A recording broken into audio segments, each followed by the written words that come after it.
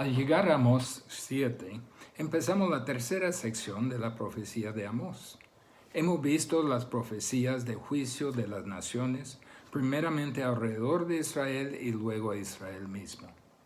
También hemos visto los sermones de Amós exhortando a Israel a reconocer su condición pecaminosa y depravada y buscar el arrepentimiento delante de Dios.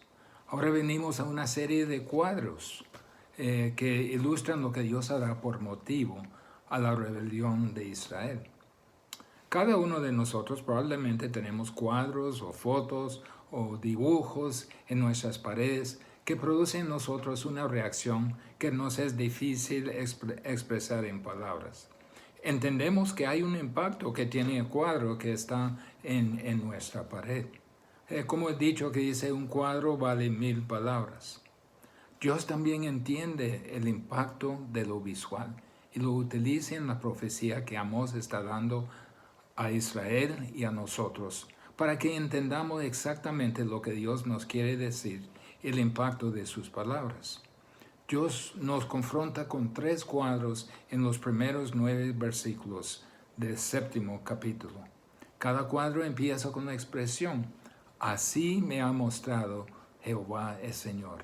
Amós está diciendo, ese cuadro no vino de mí, sino vino de Jehová Dios. A ver estos cuadros, vemos 3 factores que resaltan en cada uno de estos 3 cuadros que vamos a ver hoy. En cada cuadro veremos primeramente la soberanía de Dios. La expresión Jehová el Señor. Eso es lo que usa la Reina Valera. También en la Biblia de las Américas dice la misma expresión Señor Dios. Y en la nueva versión internacional dice Señor Omnipotente.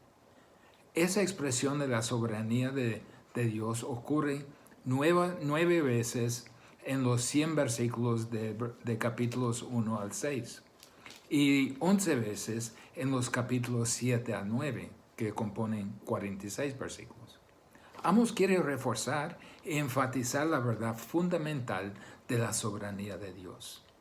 En segundo lugar, en cada cuadro veremos la seguridad de todos los que son creyentes verdaderos. Veremos que Dios ha determinado de guardar los suyos cara a toda calamidad. En tercer lugar, vemos en cada cuadro el misterio de la oración. Vemos que Amós clama a Dios, intercediendo por Israel, y Dios escoge obrar en respuesta a la oración de Amós. El primer cuadro que vemos es el cuadro de las langostas devoradoras. Eso se encuentra en los primeros 3 versículos. Primero vemos la desolación natural aterrador. En el primer versículo que dice, así me ha mostrado Jehová el Señor. He aquí, él criaba langostas cuando comenzaba a crecer el heno tardío. Y he aquí era heno tardío después de las siegas del rey. Es una comunidad, Israel es una comunidad agrícola. Tal vez nosotros de la ciudad no entendemos tanto de la comunidad agrícola, pero depende de las cosechas para sobrevivir. Amós describe un enorme enjambre de langostas que vendrá para hacer estragos en el tiempo de, el tiempo de Amós. Hubo 2 cosechas en aquel entonces. La costumbre era, la primera cosecha era para el rey. El rey, representando al cobrador de impuestos, por supuesto, toma siempre la primera cosecha por sí mismo. O mejor dicho, tomó la primera cosecha para servir a los ejércitos, para alimentar a los animales de gobierno y a la aristocracia. Esta cosecha ya se había recogido cuando Dios le dio a Amós esta profecía. La segunda cosecha, la mayoría de gente dependía de esa segunda cosecha. Cuando empezó a brotar esa segunda cosecha, la gente sentía una medida de seguridad que ya viene lo nuestro y todo va a ser bien. Pero justo cuando la gente se sentía segura de que la segunda cosecha se hará, Dios reveló a Amós que estaba preparando un gran enjambre de langostas que desnudará la tierra de toda planta, dejando nada detrás de ellos. La implicación: si las langostas devoran todo, no habrá nada que impide que la gente pase por una horrible hambruna y con todas las consecuencias. Al escuchar esto, Amós clama al Señor. Mire lo que dice en versículo 2. Y aconteció cuando acabó de comer la hierba de la tierra, yo dije: Señor Jehová, perdona ahora. ¿Quién levantará a Jacob? Porque es pequeño. Clama intercediendo por la gente, viendo en esa revelación de Dios el impacto devastador que iba a tener ese enjambre de langostas. Cae sobre sus rodillas, no sé, tal vez se postró delante de Dios y clama intercediendo por la gente. Pero vea a quién acude Amós. Fue Dios mismo quien preparaba el enjambre de langostas para desolar la tierra de Israel. Las langostas no iban a aparecer de la nada. Tuvo que tener su origen, tenía que venir de algún lado. Y la desolación, que era inminente, tuvo un origen. A trazar atrás el origen de ese horrible evento que estaba por ocurrir, se encuentra que viene de la mano y corazón de Dios. Hermanos, es importante que veamos el carácter de Dios. A pesar de que hay muchos que lo dicen, no me gusta pensar de Dios de esta manera. La Biblia, no obstante, no tiene ningún problema comunicando que Dios está personalmente ofendido por el pecado. Y Dios personalmente ejecuta juicio sobre los pecadores. Si no fuera así, la idea de cielo que anhelamos por la gracia de Dios y el infierno por la justicia de Dios que esperamos escapar, ambas ideas serían irrelevantes y hasta ridículas. En todos los juicios que vemos en la historia, esos juicios son precursores del gran día de juicio al final de la historia. Dios nos hace saber que la justicia es importante, que quiere que andemos en justicia y santidad y que no tolera una profesión de fe que no corresponde a una realidad interna. Por ser real la ira de Dios, su misericordia es relevante. Si no existía la ira, el enojo de Dios, no tendría sentido el concepto de su paciencia. ¿Paciencia de qué? De su misericordia. ¿Misericordia de qué? O de su gracia.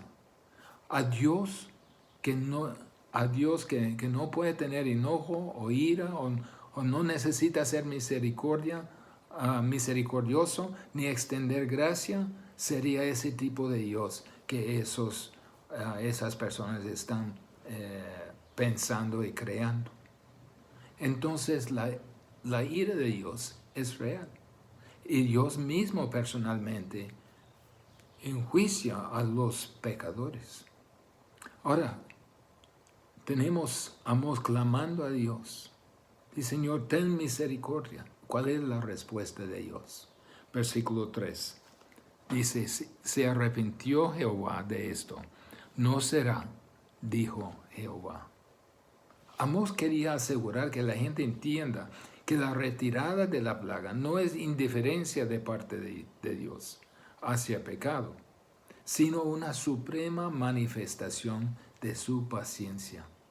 Dios no está diciendo que no importaba, pero era una manifestación de su paciencia. Tenemos que ver que el enjambre de langostas no puede llegar más allá de lo que permite la mano de Dios. Fue enviado por Dios. Solo puede lograr el propósito que la mano de Dios determinó. Y puede ser evitado por la retirada de la mano de Dios. Nosotros, a ver posibles catástrofes en nuestra vida, puede ser de enfermedad, de revueltas políticas, de crisis económicas, etc. Tenemos que aprender que estos eventos no vienen de la nada. Es la mano de Dios que provoca las langostas, que determina su fin. Y es a esa mano que podemos apelar si queremos que no suceda. Vemos aquí que Dios retira el enjambre. No vienen las langostas. Después Amós siguió con otro cuadro, otra ilustración visual que Dios le reveló a él. Vemos el cuadro de fuego sobrenatural que arrasa a todo. Versículos 4 al 6. Jehová el Señor me mostró así. He aquí Jehová el Señor llamaba para juzgar con fuego, y consumió un gran abismo, y consumió una parte de la tierra. Y dije, Señor Jehová, cesa ahora, ¿quién levantará a Jacob? Porque es pequeño. Se arrepintió Jehová de esto. No será esto tampoco, dijo Jehová el Señor. ¿Cuál era el significado de este fuego? Dice, Señor, Jehová el Señor me mostró así, que Él llamaba para juzgar con fuego, y consumió un gran abismo, y consumió una parte de la tierra. Esto no es un incendio forestal, eso ni es un fuego localizado en alguna área de Judá o de Israel. Es un evento de proporciones cósmicas, no geográficas. Mire la expresión y consumió un gran abismo. ¿Qué significa ese término? Lo encontramos por primera vez en los orígenes del universo, en Génesis 1. Se describe lo que existía antes de que Dios hablaba para dar forma a la tierra. Se refiere entonces este fuego a un fuego que ninguna cantidad de agua podría apagar. El fuego se alimenta a sí mismo, arrasaría a todo en su camino. Era devastador en su impacto. Eso es lo que estaba visualizando Amós de parte de Dios. Nosotros debemos entender este juicio de fuego en términos sobrenaturales. Amós ha sido encargado de profetizar a sufrimiento indiscriminado y una destrucción de proporciones espantosas que vaticinaban sobre Israel. ¿Cuál era la reacción de Amós? Versículo 5. Y dije, Señor Jehová, cesa ahora. ¿Quién levantará a Jacob? Porque es pequeño. Señor, por favor, párese ahí, deténgase ahí. Como vimos en versículo 2, con el juicio de las langostas, no tenía a quién acudir salvo a Dios. Intercede de nuevo por Israel, porque Israel no sobrevivirá tal juicio. Y vemos la respuesta de Dios. Versículo 6. Se arrepintió Jehová de esto. No será esto tampoco, dice Jehová el Señor. Dios retiró este juicio también, en respuesta a la oración de Amós. La ira de Dios contra el pecado corresponde a su naturaleza eterna. Eso tenemos que entender. No podemos sacar esa dimensión del carácter de Dios y decir que Dios solo es amor y abrazos y besos y todo eso. No es parte de la naturaleza eterna de Dios, la ira contra el pecado. No podemos sacar esto para hacernos sentir mejor, hacer más fácil la vida. Es la naturaleza misma de Dios, de estar distanciándose del pecado y de castigar el pecado. Es parte de su naturaleza, no puede ser de otro. Los primeros 6 versículos no pueden explicarse como si Dios tuviera un enojo caprichoso. No está hablando de una ira caprichosa. Ay, es que me cayó mal, entonces lo voy a mandar las langostas, lo voy a mandar el fuego. Y después, mejor no. No, la ira de Dios es su indignación asentada contra el pecado en este mundo. Pero hay otra parte de la naturaleza eterna de Dios. Es la determinación de salvar y guardar su gente para toda eternidad. Eso también corresponde de igual manera a su naturaleza eterna. Al decir que Dios se arrepintió, lo dice para que podamos apreciar su paciencia y su amor que permanece para los que son los suyos. Además de que la paciencia divina se activa por medio de oración, no se activa en un vacío. ¿Se acuerda de Abraham? Cuando Dios está hablando a Abraham sobre la destrucción de Sodoma y Gomorra, donde estuvo Lot. Y Abraham decía, Señor, ¿y qué tal si hay 50 personas justas que están en esta ciudad? ¿Lo va a destruir a ellos también? ¿Se acuerda?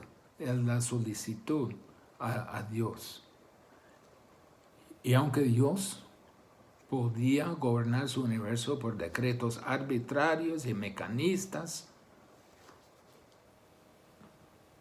Dios ha escogido gobernar su universo y obrar sus propósitos también en respuesta a la oración. Nos demuestra que sus juicios no son decretos impersonales. Dios responde a la intercesión de Amós, un campesino, un guardián de ovejas, un cultivador de higos, que un hombre humilde apelando a la misericordia de Dios. Y por medio de esta intercesión algo cambió. ¿Creemos nosotros que la oración cambia algo? En alguna manera misteriosa nuestras oraciones parecen afectar hasta los propósitos de Dios. Piénselo en términos de la salvación. Dios ha propuesto tener un pueblo propio. Ha determinado la manera en que vienen a la salvación por la proclamación de la palabra. La fe es por el oír y el oír por la palabra de Dios. Ha dicho que la proclamación de la palabra es afectada directamente por las oraciones del pueblo de Dios. Oración hace una diferencia. Oración no es solo algo bueno que debemos hacer, es un deber. No es solo una opción y hace una diferencia.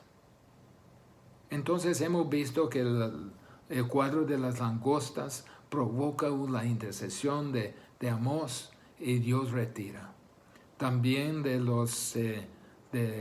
fuego arrasador, Amós intercede y Dios lo retira. Ahora llegamos al cuadro de la plomada de albanil. Mire lo que dice, versículos 7 al 9. Me enseñó así.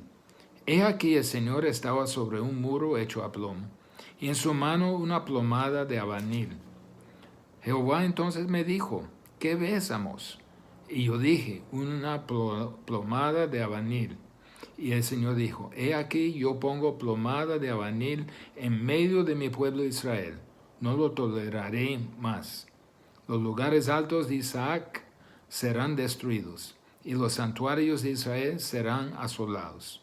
Y me levantaré con espada sobre la casa de Jeroboam. Ahora, de una persona buena se puede esperar que tenga mucha paciencia, pero no espera para siempre. Llegará un momento cuando llega el fin de su paciencia. De la misma manera, nuestro buen Dios espera en paciencia, pero llega un fin de su paciencia. Mire lo que dice en versículo 8, la última parte. No lo toleraré más.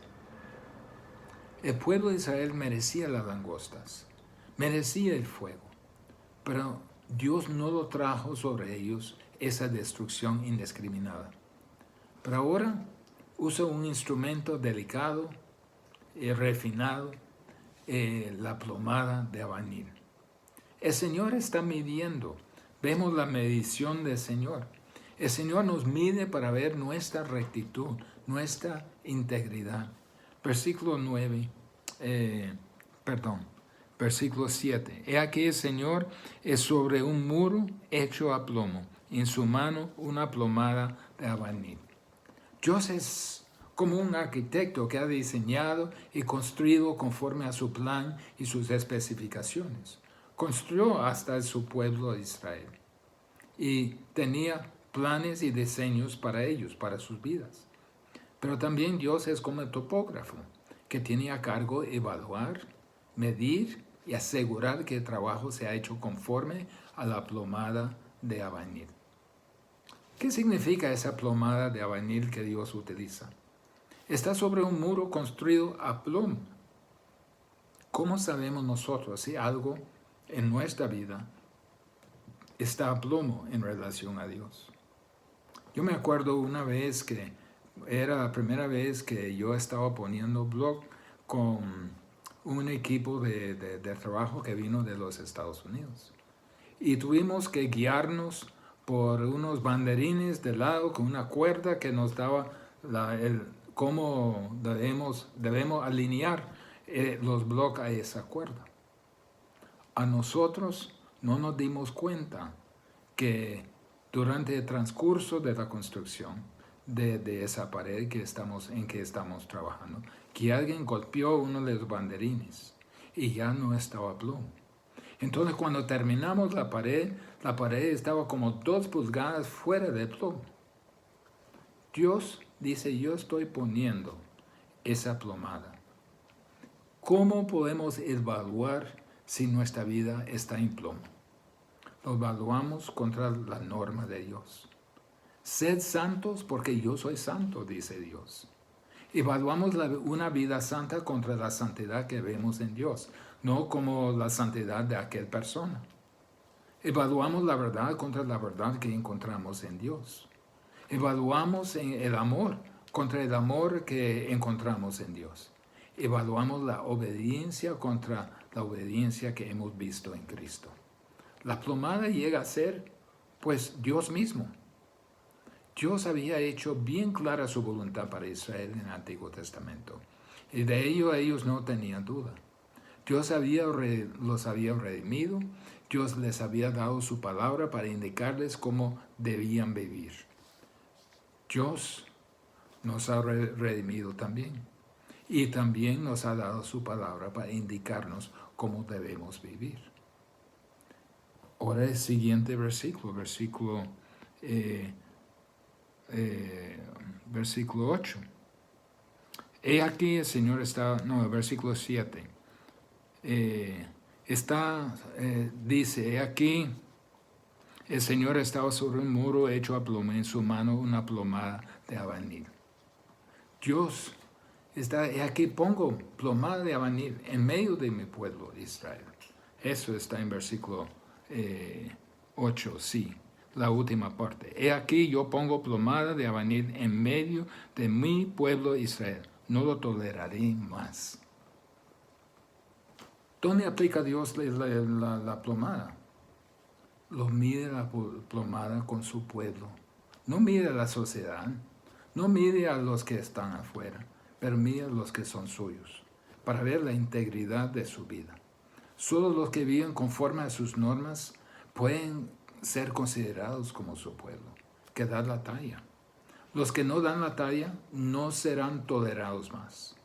La paciencia del Señor ha llegado a su fin. Entonces vemos la consecuencia de no dar la talla, que no conformarse a la plomada de Dios. ¿Qué pasó? Versículo 9. Los lugares altos de Isaac serán destruidos, y los santuarios de Israel serán asolados, y me levantaré con espada contra la casa de Jeroboam. Los lugares altos de Isaac serán destruidos y los santuarios de Israel serán asolados. Hemos visto en sesiones anteriores que esos santuarios eran lugares donde ellos practicaban su propio estilo de religión, no como Dios quiso. Entonces fueron lugares donde se abusó de la gracia de Dios. Llegaron a aquellos lugares y pensaron, si hago esto, Dios estará complacido conmigo y tendré una buena relación con Él. Tal como nosotros, si llego los domingos al culto, entonces estoy cheque con Dios. Dios dijo, yo tengo que derribar esos lugares. Ellos no entienden mi gracia. Fueron lugares que no hicieron caso a la palabra de Dios. Se dieron caso más a su prosperidad, su inmundicia, su inmoralidad. Dominaron a estos lugares, esos supuestos santuarios. Entonces Dios dice, lo voy a botar. y me levantaré con espada contra la casa de Jeroboam. Segunda de Reyes 14 lleva toda esta historia si quisiera leerlo. Una vida de tremenda riqueza y prosperidad de parte de Jeroboam. Hizo muchas cosas buenas, pero cuando Dios le aplicó la plomada, su vida quedó corto.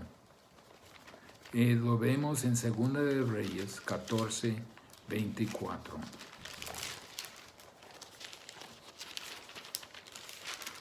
Eso era el resumen de la vida de Jeroboam.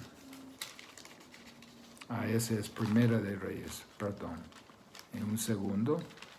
Ok, aquí estamos, Segunda de Reyes. E hizo lo malo ante los ojos de Jehová, y no se apartó de todos los pecados de Jeroboam, hijo de Nabat, el que hizo pecar a Israel. Ese era el resumen de su vida. Mire, cuando Dios nos aplica la plomada, tenemos que tener cuidado cómo construimos. Estamos construyendo algo. 1 Corintios 3:10 dice, conforme a la gracia de Dios que me ha sido dada, yo como perito arquitecto puse fundamento, y otro edifica encima, pero cada uno mire cómo sobreedifica. Nosotros podríamos construir algo para el Señor, y podemos construirlo grande y ancho y largo, y decir que tenemos todas las destrezas necesarias para construir, todas las credenciales. Tal vez hemos construido grande, largo, impresionante. Decimos, Señor, que estoy plantando una iglesia. Pero a pesar de todas nuestras afirmaciones, de que seamos muy buenos constructores y todas nuestras credenciales, hay un solo examen. Es cuando Dios viene y aplica la plomada de su palabra. En aquel día vamos a descubrir si nuestros muros están a plomo o si están fuera de plomo.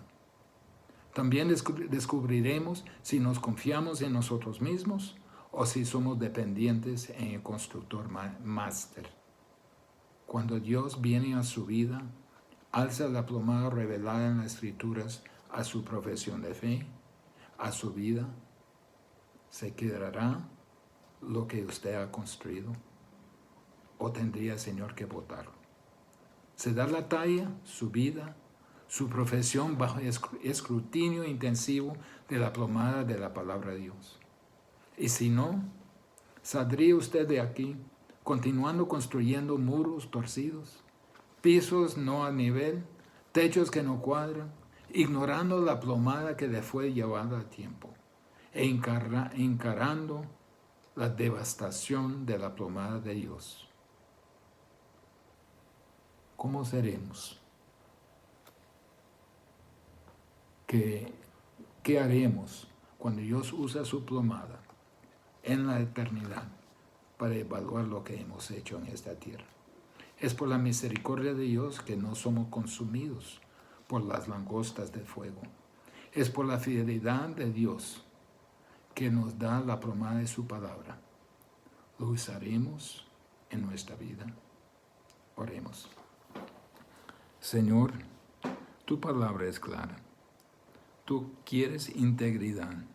Tú quieres una vida cuadrada, una vida a plomo, una vida conforme a tu palabra. Padre, que la guía de nuestra vida sea tú. Que seamos santos como tú y que sigamos tu palabra en nuestra vida, en cada momento. En nombre de Jesús. Amén.